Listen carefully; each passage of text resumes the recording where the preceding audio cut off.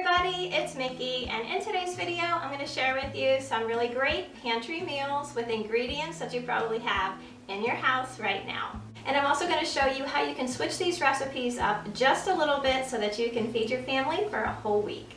So if you are new here and you like DIY, decor, organizing, cooking, and planning videos, I hope you'll take a minute to subscribe. I put out new videos every week about all things home. Just like every good pantry meal video, I am starting off this one with a delicious crock pot meal. This one is for Fiesta chicken. This is such a versatile recipe. You can serve it over rice, in tacos, or even as filling for chicken burritos. Today I'm going to be using a little over 2 pounds of frozen chicken breast. I have a package of ranch dressing. I'm going to use about 12 ounces of this package of corn, 1 can of black beans, a block of cream cheese, and a jar of salsa. Place your chicken breast in the bottom of your crock pot. Now I have split these in half to help them cook just a little bit quicker because they were frozen, and then you're just going to want to dump all your other ingredients on top. Now you can split your block of cream cheese in 4 or 5 different pieces and layer that on top. Now since the chicken was frozen, I'm going to cook this on high for 1 hour, and then I'm going to reduce the temperature to low and cook for an additional 3 to 4 hours. At the end of the 4 hours, my chicken was all done. This chicken was cooked so thoroughly that it pretty much shredded with the touch of my spoon. Always be sure to check anything that you are cooking with a meat thermometer to be sure that it has reached the proper serving temperature.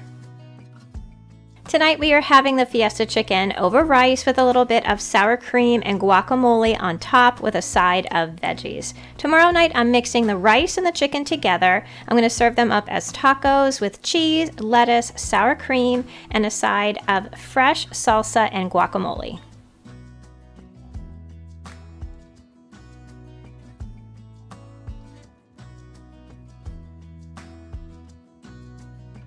So I thought I would take you guys downstairs and show you my pantry. This is where I keep my, like long-term food storage, all of my backup things that I use on a regular basis. Now I've shared this room a few times on my channel before. I thought it would be a good time to give you a little bit of an update because I have been working on getting it filled. So we found these cabinets at Lowe's, and I think their intended purpose was to be used as utility cabinets out in your garage, but I really think that they're beautiful cabinets and they allow a lot of space and separation for like different categories of food storage. Now I do keep a lot of things, especially in soft boxes or bags, in these smaller containers down here.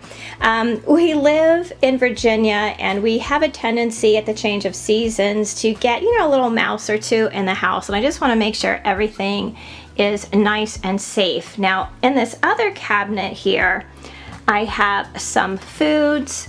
I also like to store away all my small appliances, the ones that I don't use all the time. So I have one of my crock pots here.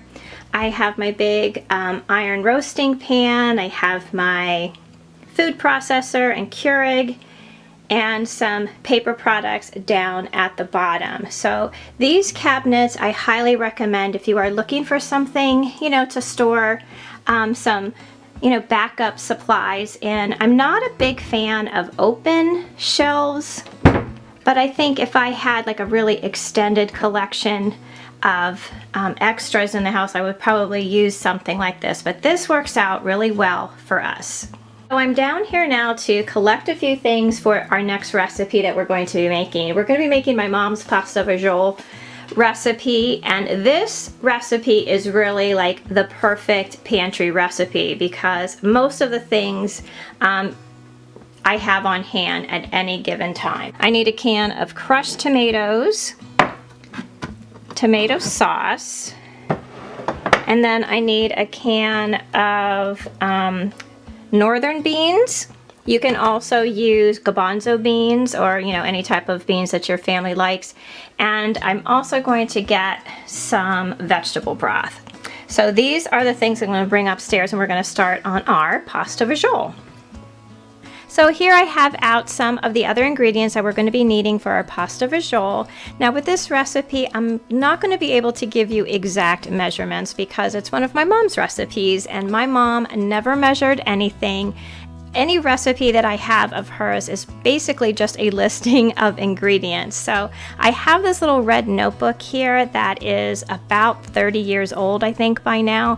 Whenever I would cook with my mom, I would take this little notebook and I would try to write down the recipes as she was making them. So this is one of my most treasured possessions. It's like a little time capsule that I have, you know, of that time. And it always makes me so happy to pull this out and use it.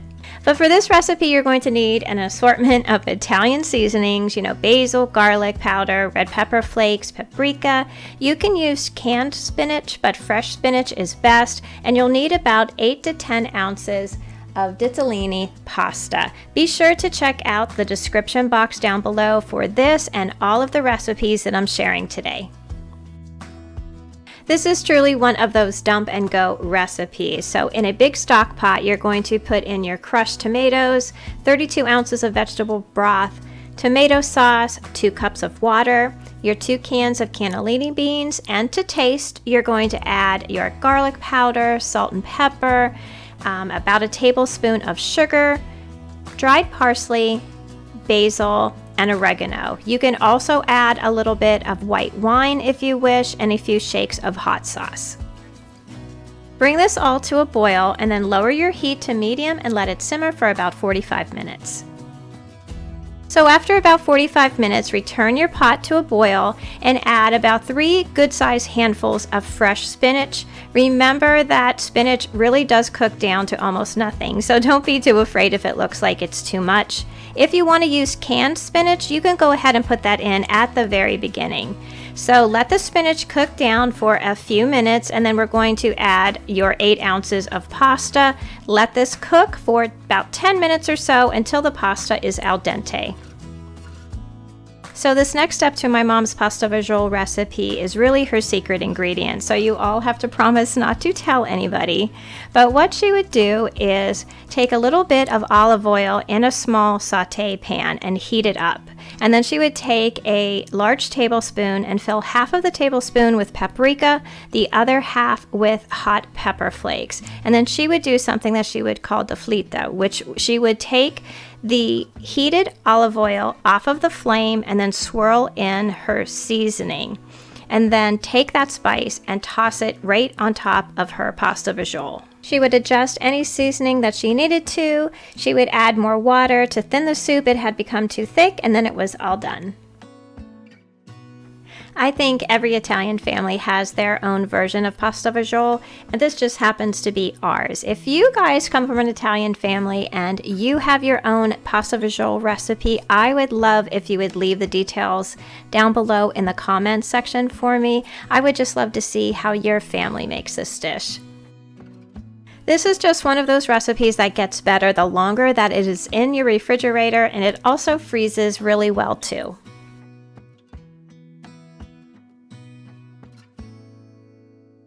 So next up, we are going to be making some turkey meatloaf and using that same recipe to make Cowboy meatballs tomorrow.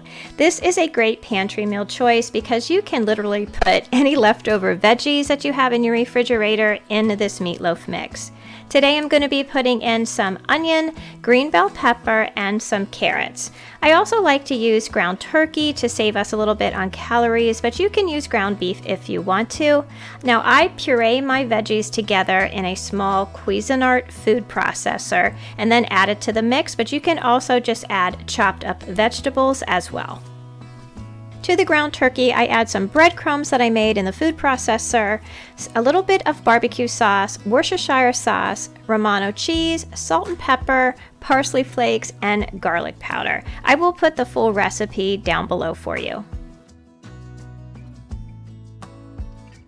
Mix this all together really well and form 1 large meatloaf and 12 meatballs. We like to put a simple glaze on top of our meatloaf. This is just a combination of ketchup, brown sugar, and a little Worcestershire sauce. I usually add this on top of the meatloaf in the last 15 minutes or so. We're going to bake the meatloaf at 375 for about an hour and a half, and then add the glaze and cook an additional 10 to 15 minutes. Tonight we had our meatloaf with some red-skinned mashed potatoes and mixed vegetables. So for dinner Friday night, we are going to be using the meatballs that we made yesterday. And we are going to be making a meal that I used to make for my kids when they were really small, and they named this Cowboy meatballs. So what you'll need is a large saute pan with a little bit of olive oil and butter, and you're going to take your meatballs and roll them in some flour that is seasoned with salt and pepper, and lightly fry the meatballs until they are brown on both sides. Remove them into a small casserole dish. You're going to mix about a cup of ketchup with a quarter cup of water, some minced onion, hot sauce, Worcestershire sauce, and a little bit of brown sugar. Pour this mixture over your meatballs in the casserole dish and turn them over to coat them. Bake in a 375-degree oven for about 45 minutes, and then test with a meat thermometer to be sure that they have reached the proper serving temperature. I like to serve these meatballs with homemade macaroni and cheese and some vegetables. So thank you all so much for watching today, and I hope that you got some really good ideas for pantry meals to feed your family this week. Don't forget to check down below for all of the recipes that I shared today, and if you are new here, I hope you will subscribe. Please join our community over on Facebook and Instagram at My Bashful Life. And until I see you in that next video, I hope that you love the life that you have, be kind to each other, stay safe, and I'll see you again soon. Bye!